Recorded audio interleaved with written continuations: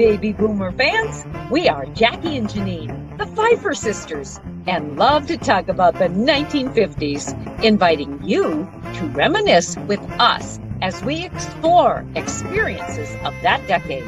Grab your favorite malt or Green River, make sure you are wide awake, and get ready to be inspired about the 1950s.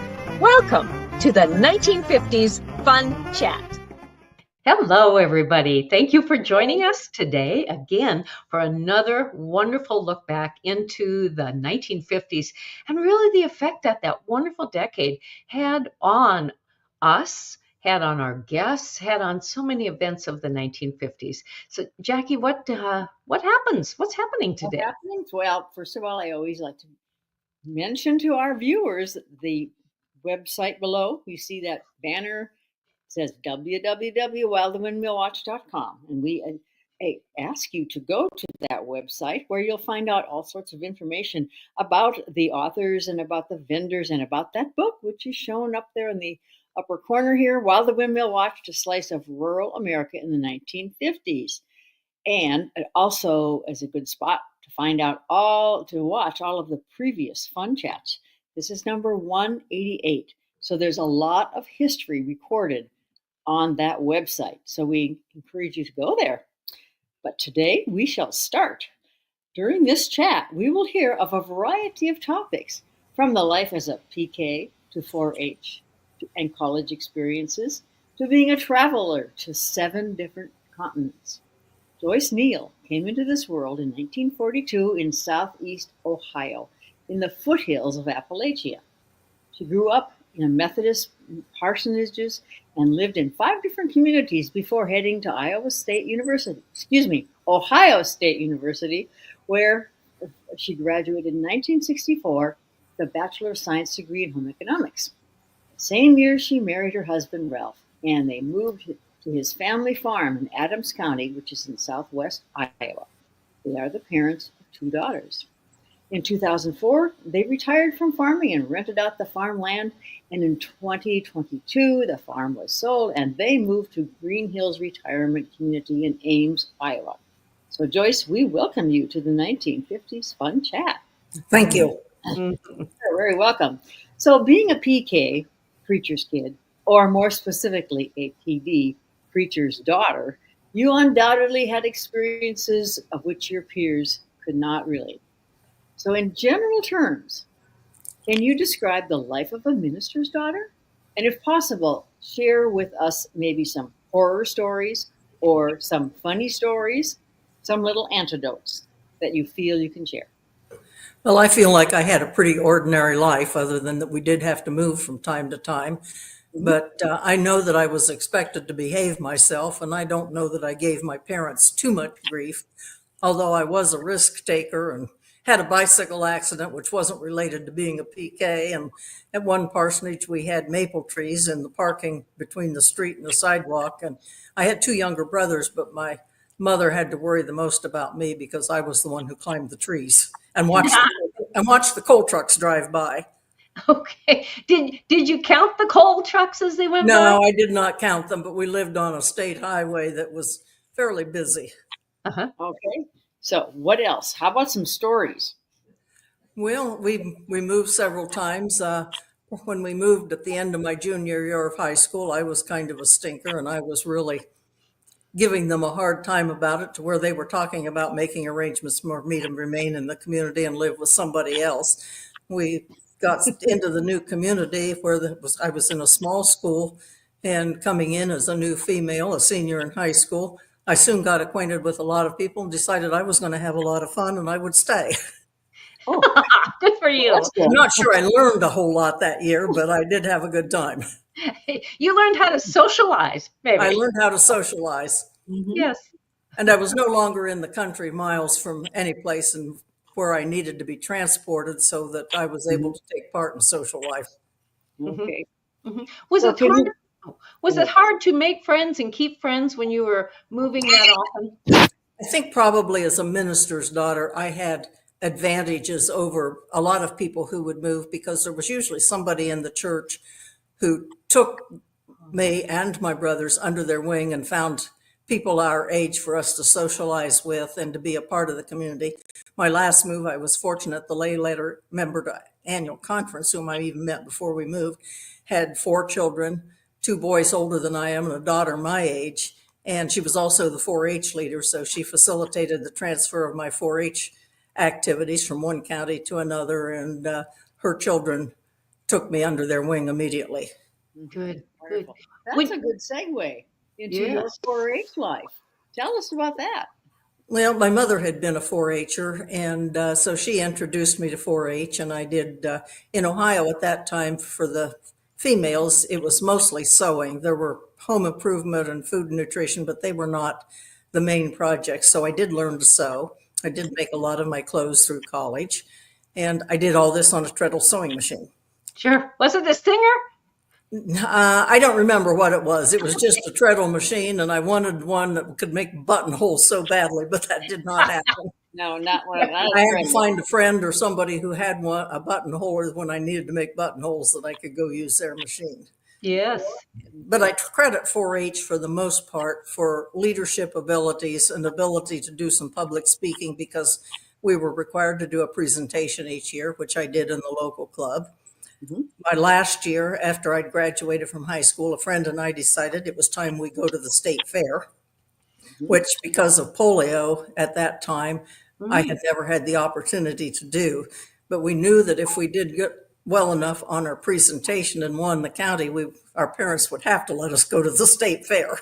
Yes. So we did that. We practiced and we did a presentation and made it to the state fair. By that time, we'd had polio vaccines, so it was a little safer.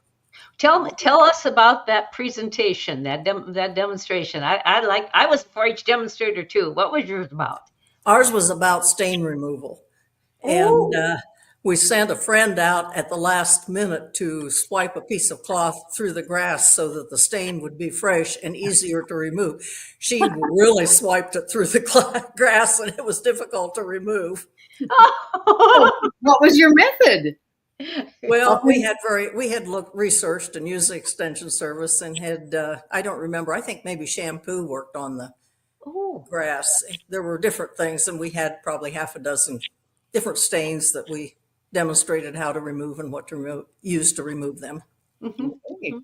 Joyce, I want to step back. You mentioned polio, and in that time, polio was a problem. Did you know of anyone, or were there any people in your church that had the disease, the virus, the disease? I don't remember any in the church. We had a neighbor probably a mile away who had a mild case, which probably when I was in high school. And so that put fear into the neighborhood. Yes. And my mother was very, very, very cautious. So we had to be very, very careful. We did not go out in public. We did not go swimming. We did not congregate at county fairs and things, usually after the 1st of July. Yes. Was anyone quarantined then? Not that I remember. Okay. Yeah. Okay. It was quite a situation in the 1950s. It was. And it was probably an advantage up until I went through 6th grade living in a small town where the exposure was not so great. Mm-hmm. Mm-hmm. So back to your being a pastor's daughter, were you ever voluntold to participate in whatever, like teach Sunday school or be in the choir or whatever?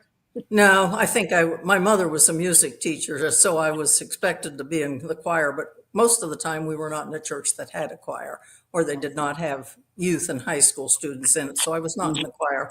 And I wasn't volunteered, but I was expected to take part in vacation Bible school, Sunday school, youth group, and all of those things. And that was okay with you? That was okay with me. Good. My true interest was 4-H, and that was where I was volunteering as a camp counselor and with activities as a junior leader. Hey, do you have any stories from being a camp counselor?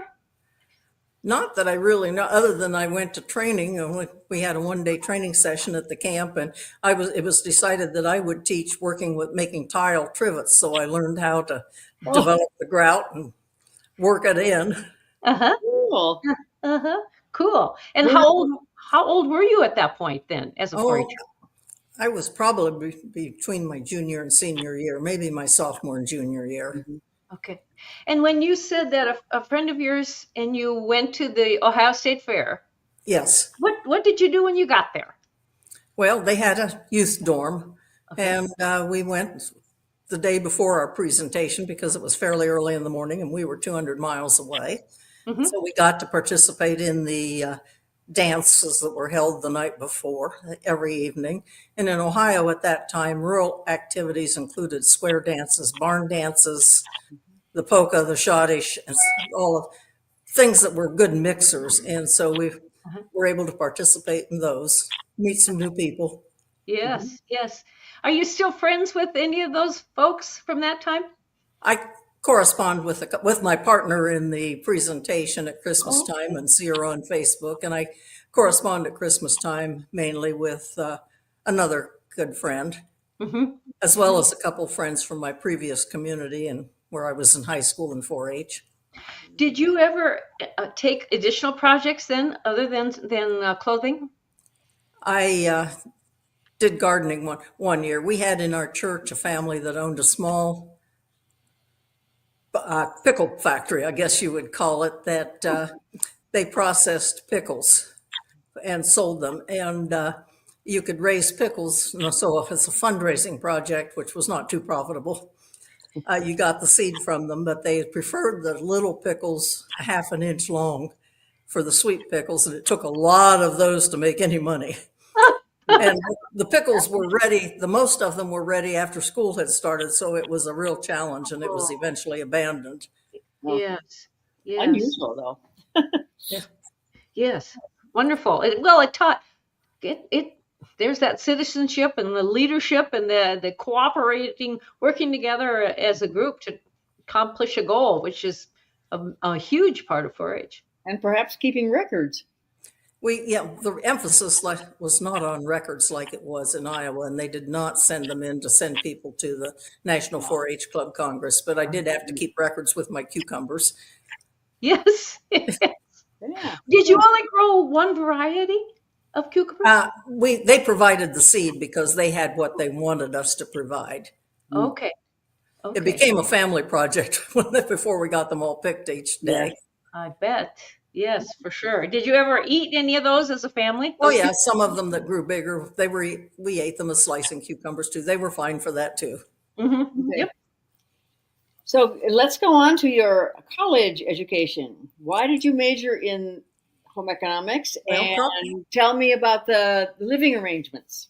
Okay, well, probably because of my 4-H experience, I wanted to work in extension service. I majored in home ec education because the curriculum was basically the same, other than that I had to student teach. And this was a good choice for me, I think. I enjoyed it. I had applied to a small Methodist school. It's the only one in the state that had home economics because my father was insistent that he thought I should go to a small school. I could get half price tuition there. Unfortunately, as I said, we had moved my senior year. We had a new school superintendent who was overwhelmed and he did not get my transcript in time. So I was the dorms were full. They were full at Baldwin Wallace and I was on a waiting list. So I got to apply to Ohio State, which was my first choice anyway. And their dorms were full. And we had not made arrangements yet to get to Columbus. As I said, it was 200 miles. And so one day a friend from my previous community called and said, I'm going to stay in a rooming house at Ohio State. This was on a Friday. My father will take us down tomorrow. And if I'd like to have you come be my roommate, and if you want to go with us and help find a rooming house and a room, she says there's a bus from Youngstown, Ohio, which was about a 15-mile drive, that leaves in such and such a time. Her grandmother had lived in Youngstown, so they were familiar with it. And we'll meet you and you can go with us.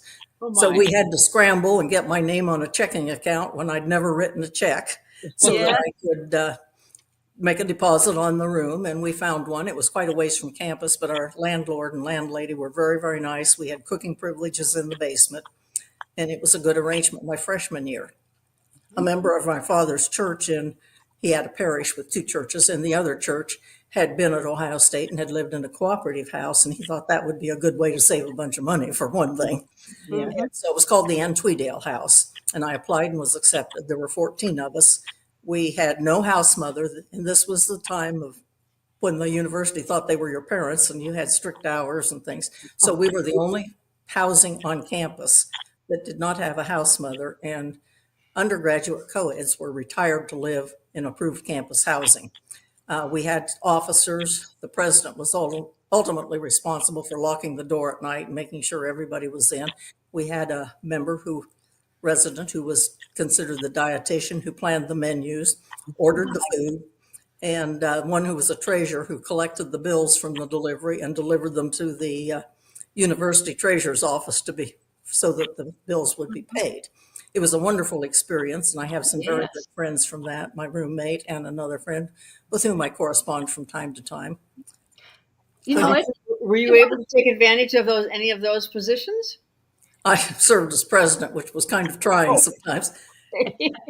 What a tremendous experience. And then did you get any credit for that through your courses? Other than it cost us, I think my first year it was $125, where it was costing $300 to live in the dorm for room and board. So, and we each were responsible for cooking, 2 of us at a time, 1 evening meal a week. And then on weekends we had a rotation. So we had a couple times a quarter a weekend meal to do also. One person was responsible for breakfast, one for lunch, and they were kind of something that you could set out, a soup in a double boiler or this type of thing, and eat as was convenient. We sat down to eat together in the evenings. And it was a challenge because we were cooking for 14. So when we were married, I had trouble downsizing my kitchen skills. Yes. So when you were taking that home economics education curriculum, there was probably some clothing classes too that you had to take?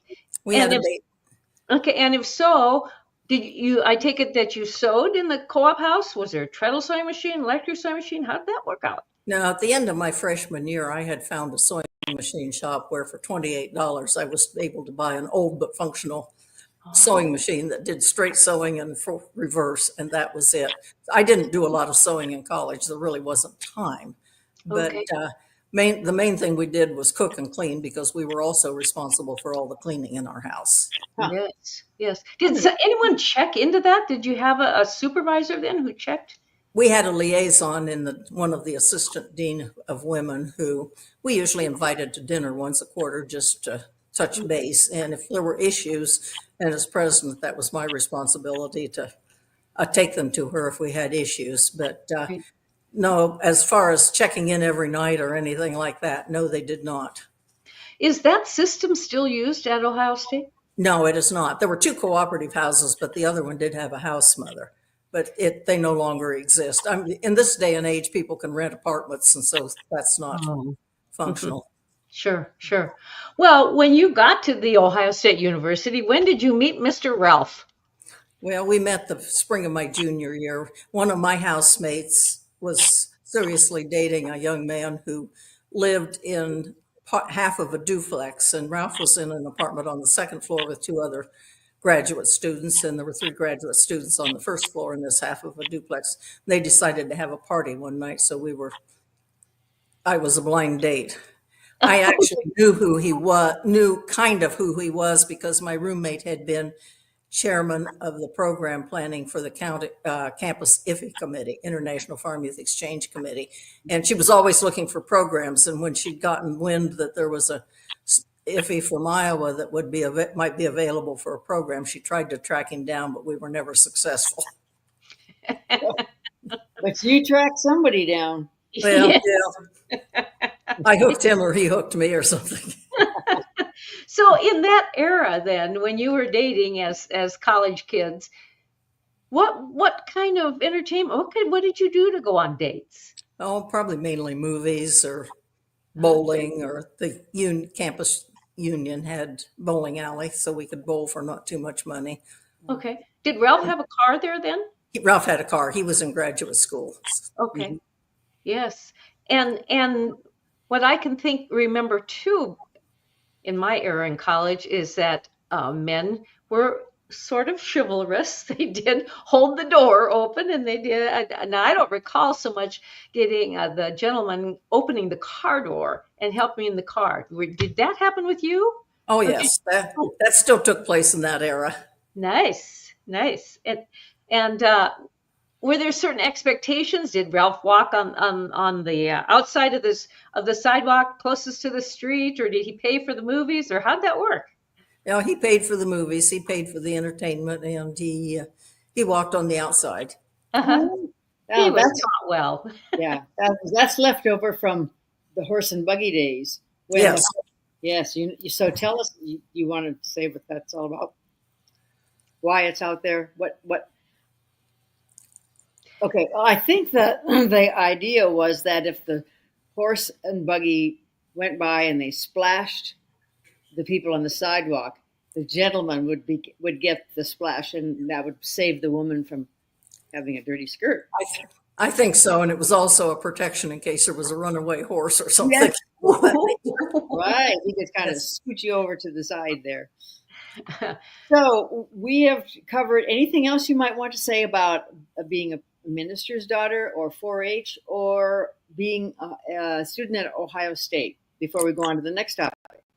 Well, I enjoyed very much my years at Ohio State, and I think I should say that growing up in parsonages did not damage me, or I had an enjoyable life, and Good. my parents were, of course, I was expected to take music lessons from my mother, and my father was pretty tolerant. He liked to read, so I have a love of books and reading from him. Mm-hmm. Good, good. Well, then let's go on to that magic seven continents. Did you always want to travel to 7 continents, or after you got to traveling, did that just sort of evolve? I think that's sort of evolved. I always wanted to travel and see the world, and Ralph also had traveling experience and wanted to travel. So when we were finally free and able to do it, we took advantage of it and did a number of tours. Well, after you've done 5 or 6 continents, there's a little bit of an ego involved in saying, yes, we need to do all 7. Yes. And was the last one, what was the last one? The last continent was Antarctica. That's what I would have chosen too. It's an expensive trip, and there's not really a lot to see. But as a friend said, well, why would you go there? What is there to see? And I said, well, why did the bear go over the mountain to see what he could see? Because it was Yeah. there. Yeah. Joyce, I've heard you tell stories about riding on the train in China. Okay. Can you tell us about that? That was probably one of our highlight trips. We took a Silk Road trip. We boarded the train in Moscow. We had not, knowing we would probably not get back that way again, had done a pre-tour of St. Petersburg for a couple of days. And it was fascinating to go through the steppes of Russia, the rural areas, to see the people walking, riding burros, driving a moped with an entire family of 5 or 6 or 7 on this moped, along with the bags of grain that they were hauling. Oh my. We went through Turkmenistan, which is considered the North Korea of the former Soviet districts, and it was an eerie experience, but I'm glad we had it. We went through Uzbekistan. We saw ancient ruins. We were on the train through Kazakhstan, but we did not get off and put our feet on, but our passports were stamped on 2 trips through it, one each way. We went to Kyrgyzstan. We're the first tourist group to arrive by train there, and we were met by, we don't know whether it was a police or a military band, and all the reporters. It was quite a big deal. And then from there, we flew into Western China, which not long after we were there was closed to the public during the Olympics because of the unrest of the Uyghur people who were Muslim and have now been persecuted by the Chinese government. I'm not sure if tourists can still go to Western China to this area. So that was a highlight also. We ended up in Beijing. Our trip was, we were gone from home 35 days, which is too long. And I was ready for just a plain good old Iowa hamburger. So in what year was this, Joyce? 2007, I think. Okay. So did you go on a tour, or was this your own self-developed tour? No, we were on a tour. I'm not sure you could have put it together yourself. Getting visas to particularly Turkmenistan might have been a real challenge. Excuse me. I'm not that adventuresome. I'm glad to let somebody else take care of all those details in arranging a trip. We always traveled with a tour group, just partly for that reason. My brother suggested we could do it cheaper if we put it together ourselves. We got probably better rates and better class hotels than we would have stayed in if we'd put it together ourselves. Was there in your all your traveling experiences, was there anything from the 1950s or your life in the 50s that you really grabbed onto when you were doing all this traveling? I don't know that there was particularly, but other than the fact that I had always had an adventuresome spirit and wanted to see things, I was always fascinated by Switzerland, which we finally got to on our last overseas trip. Okay, good for you. Yeah. Well, we did that because we had an exchange student daughter from Berlin who lived with us for a year in high school.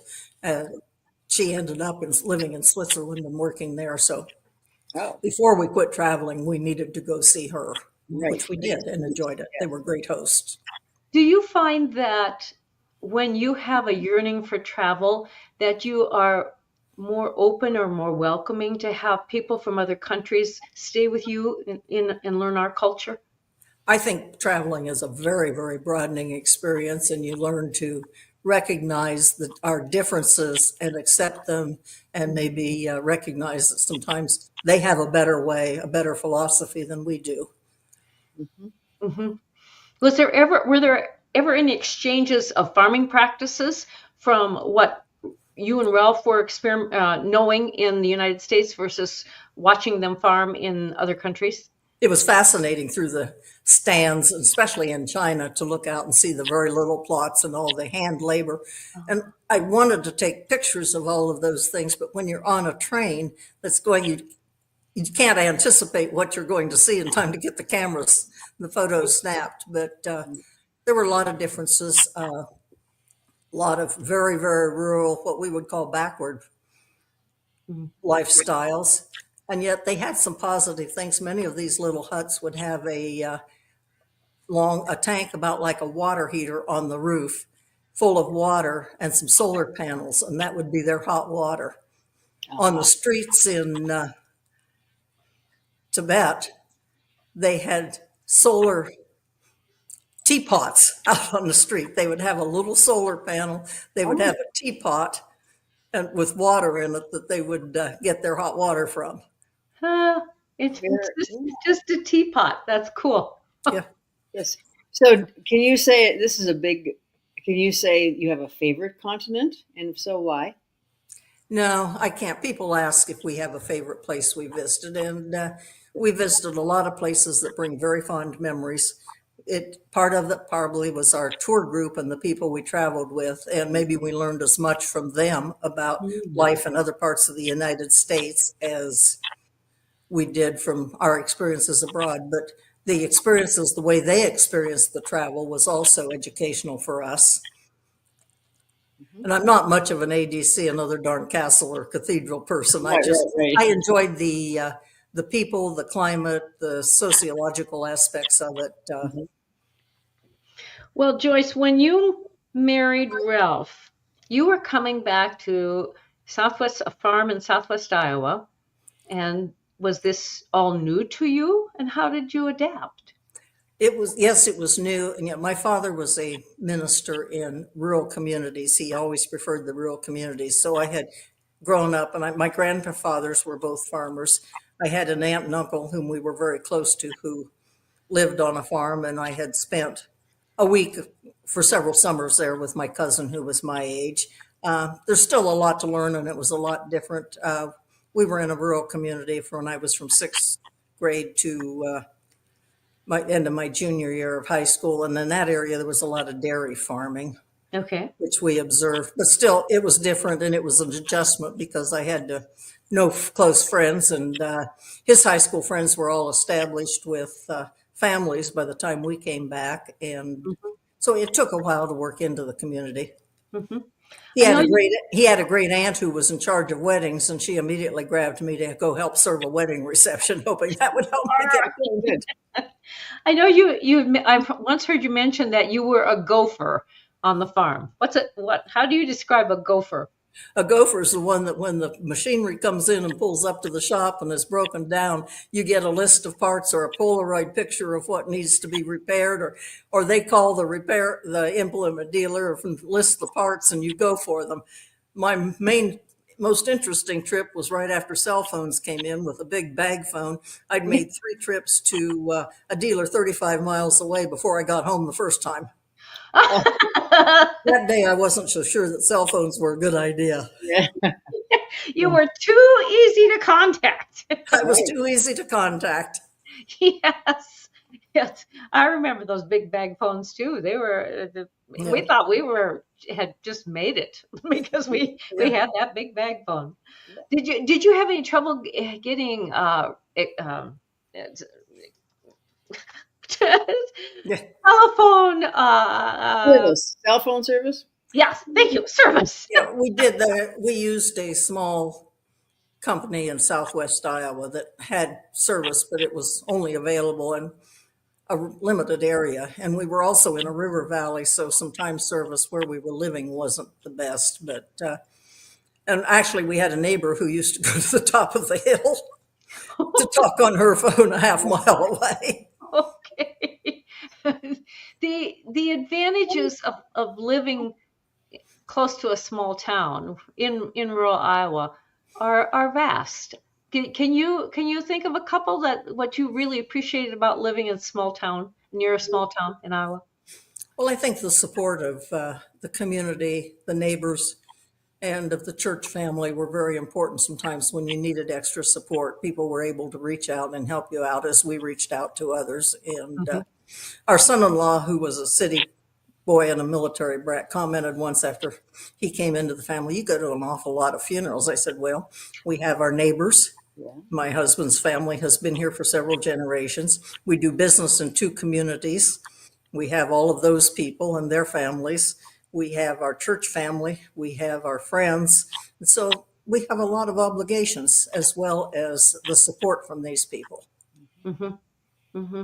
That's what it is, and small towns just help people bond together because you do need each other. We do need each other, and I think some of that's missing now. I know that the community that we lived in Corning for many years is now changing, and as I look at the list of students in the schools and the names in the local paper, many of them are not familiar at all anymore. Mm-hmm. Mm-hmm. It changes in a hurry. Oh. Yes. Jackie, do you have anything else to wrap up with here? Well, I want to go back to the 50s.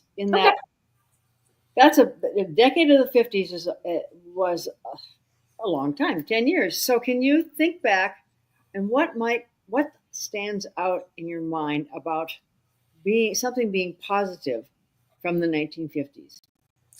Well, I think probably when I was in 1st through 5th grade, we lived in a community called Quaker City in southeast Ohio in the foothills, where I climbed the trees and watched the coal trucks go by. We kind of ran the town. Nobody really knew for sure where we were, and I don't remember any restrictions. I suppose we were limited to a local block or something, but we had a lot of freedom that kids don't have in this day and age. I know there were a couple of neighbor boys who were approximately my age, whose father was the station master at the depot.